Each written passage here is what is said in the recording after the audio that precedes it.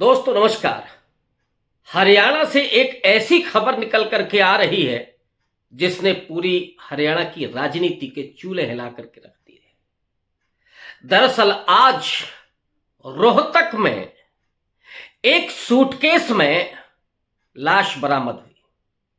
वो लाश एक 23-24 साल की नव युवती हिमानी नरवाल की है।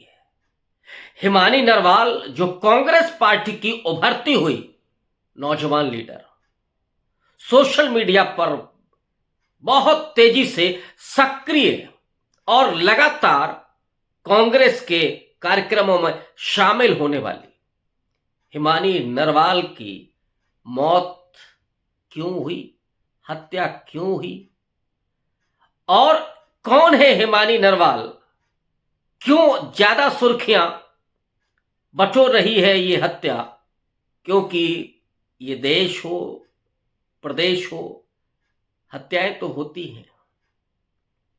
जहां लॉ एंड ऑर्डर ढीला है वहां बड़े पैमाने पर होती है। अपराध पर शिकंजा नहीं कसा जा रहा है। रामराज कहने वाली भारतीय जनता पार्टी की सरकारों में अपराध बेतहाशा बढ़े हुए हैं, लेकिन जंगल राज नहीं कहा जाएगा। उत्तर प्रदेश से लेकर के और हरियाणा तक, हरियाणा के पत्रकार ये कहते हैं, वहां के लोगों से आप बात करिए, वो बताते हैं कि हरियाणा में आए दिन गैंगवार हो रही है, लूट हो रही है, हत्याएं हो रही हैं, धमकियां दी जा रही हैं और अब ये लाश ही कह रही है कि हरियाणा में आम आदमी सुरक्षित नहीं है। पुलिस का इकबाल खत्म हो गया है, सरकार का रसूख खत्म हो गया है और हरियाणा में फिर भी रामराज है। कोई सवाल नहीं। सवाल हिमानी नरवाल की हत्या का है। हिमानी नरवाल दरअसल राहुल गांधी की भारत जोड़ो यात्रा में शामिल होने वाली युवती है, जो बेहद कॉन्फिडेंट, उत्साही, उमंग से भरी हुई और बहुत तेजी से राजनीतिक करियर बनाने में अपना बहुत कुछ दांव पर लगा करके संघर्षशील महिला, नौजवान लड़की, वो रोहतक में अकेली लेकर के राजनीति में सक्रिय थी। एक तो वो लड़की है, दूसरा राजनीति में है, अकेले रहती थी। क्या उसका भविष्य सुरक्षित हो सकता है? जाहिर तौर पर ये जो समाज है और हरियाणा जैसा समाज जो बेहद पितृसत्तात्मक, जहां पर मर्दवाद इतना हावी रहा है कि गर्भ में ही बच्चियों को मार दिया जाता था एक दौर। हालांकि अब लैंगिक जो आंकड़े हैं वो थोड़े ठीक हुए हैं, वरना यही हरियाणा है जहां पर नौजवान लड़के शादियों के लिए इंतजार ही करते रहते थे कि कोई लड़की मिल जाए। पिछले चुनाव में आपने देखा होगा हरियाणा में भारतीय जनता पार्टी के लीडर्स क्या प्रचार कर रहे थे कि धारा 370 खत्म की है, हम कश्मीर से लड़कियां ले आएंगे। इससे ज्यादा भद्दा, इससे ज्यादा अपमानजनक कोई वक्तव्य हो सकता है क्या? लेकिन आज जो राजनीति का मोदी एरा है, मोदी युग है, उसमें कुछ भी चलता है, कोई पाबंदी नहीं है। एक सांसद पार्लियामेंट के भीतर किसी सांसद को कठमुल्ला, आतंकवादी और न जाने क्या क्या बोल सकता है और उस पर कोई कार्रवाई नहीं होती है। पार्टी उसे और ज्यादा प्रमोट कर देती है। उस हरियाणा में हिमानी की हत्या के पीछे क्या साजिश है? राहुल गांधी के भारत जोड़ो यात्रा में वो शामिल थी, उससे उसे सुर्खियां मिली, इसके अलावा कोई और संबंध नहीं। जुझारू लड़की थी, संघर्ष करना चाहती थी, राजनीति में करियर बनाना चाहती थी, पढ़ी लिखी थी, और सोशल मीडिया का बेहतरीन इस्तेमाल करना भी जानती थी, और इसलिए वो पार्टी के भीतर जो काम कर रही थी, ऑब्वियस है कि वहां भी उसके लिए मुश्किलें रही होंगी। उसकी मां ने जो शक बचताया है, उसने कहा कि चूंकि वो पार्टी में बहुत तेजी से राइज कर रही थी, तो पार्टी के भीतर भी कई दुश्मन हो सकते हैं। हिमानी की मां का ये शक है। लेकिन ये सबसे बड़ा सवाल तो हरियाणा के लॉ एंड ऑर्डर पर है। अब मान लीजिए कि हिमानी अगर राहुल गांधी की भारत जोड़ो यात्रा में शामिल नहीं होती, तो क्या उस पर चर्चा होती? सवाल तो एक स्त्री के, एक लड़की के अपनी जिंदगी का है, और सवाल लॉ एंड ऑर्डर का है। निगाहें किसकी थी? और वो लड़की ये कह करके, उसकी मां ने कहा कि 27 फरवरी को उससे बात हुई थी।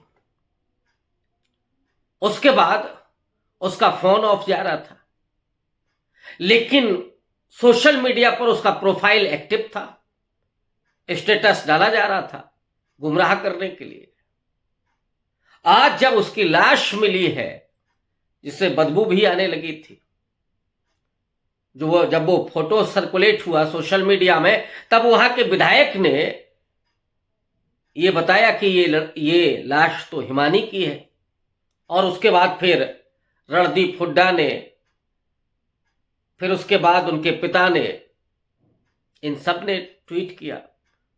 रणदीप सुरजेवाला ने, भूपेंद्र हुड्डा ने, इन सब ने ट्वीट किया। और हिमानी की हत्या के जिम्मेदार लोगों पर सख्त कार्रवाई करने, उसको न्याय दिलाने, इसकी मांग की गई। लेकिन इस देश में हो क्या रहा है, इसको सिर्फ पॉलिटिकल एंगल से नहीं, बल्कि इसके समाज के एंगल से भी देखा जाना चाहिए। क्या समाज आज भी एक स्त्री की राजनीति में सक्रियता को बर्दाश्त नहीं कर पा रहा?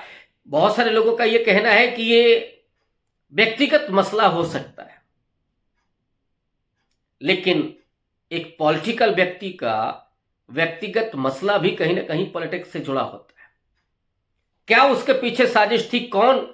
और जिस बैग में उसकी डेड बॉडी मिली है, वो बैग ऑब्वियस है किसी एक आदमी के द्वारा तो नहीं फेंका गया होगा या पैक नहीं की गई होगी, और भी लोग रहे होंगे। जिस तरह से उसके गले को घोंटा गया, उसको पीटा गया बर्बरता पूर्वक, पहले उसके बाद गला घोंट दिया गया, ये क्या दिखाता है? कि ये सिर्फ पॉलिटिकल एंगल, सिर्फ पर्सनल एंगल नहीं है, इसमें कहीं ना कहीं पॉलिटिक्स की भी बू आती है। और ऐसी तमाम घटनाएं, गुजरात में हरेन पांड्या की हत्या, वो याद आ रही है।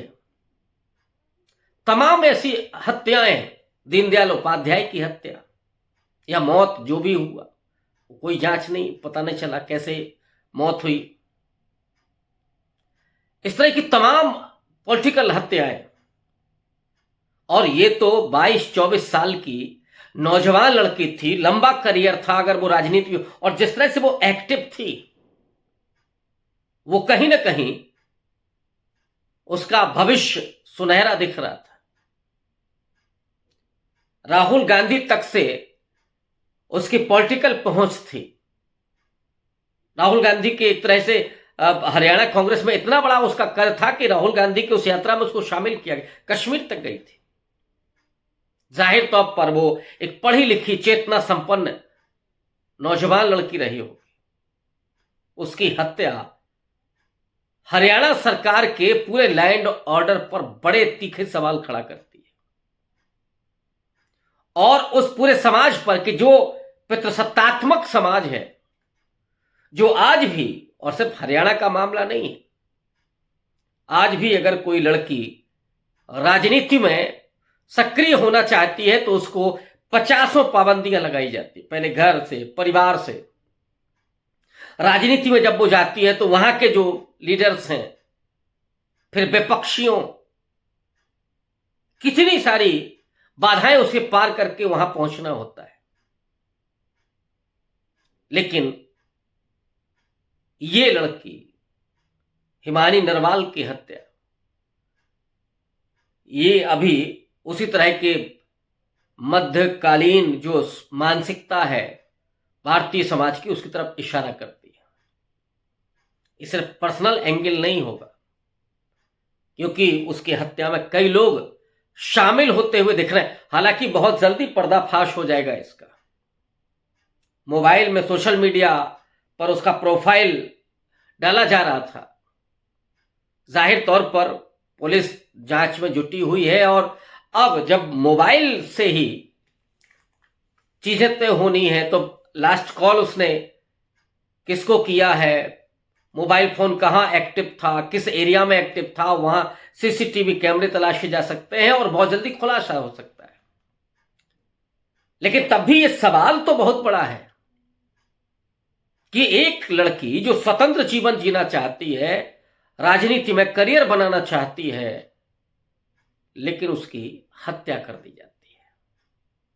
यह सवाल उस पूरे समाज पर भी है, राजनीतिक संस्कृति पर है, कानून व्यवस्था पर है, और यह सवाल भारतीय जनता पार्टी के और आरएसएस के उस पूरे हिंदुत्व पर है कि जहां कानून व्यवस्था के सवाल को राम राज्य कह करके ध्वस्त कर दिया जाता है, नेग्लेक्ट कर दिया जाता है। एक ऐसे राज्य में उस लड़की का मरना, उसकी हत्या कई सारे सवाल खड़ा करके जा रही है। देखना होगा कि जब पुलिस की जांच होगी और उसमें क्या चीजें निकल करके आती हैं। शुक्रिया, धन्यवाद।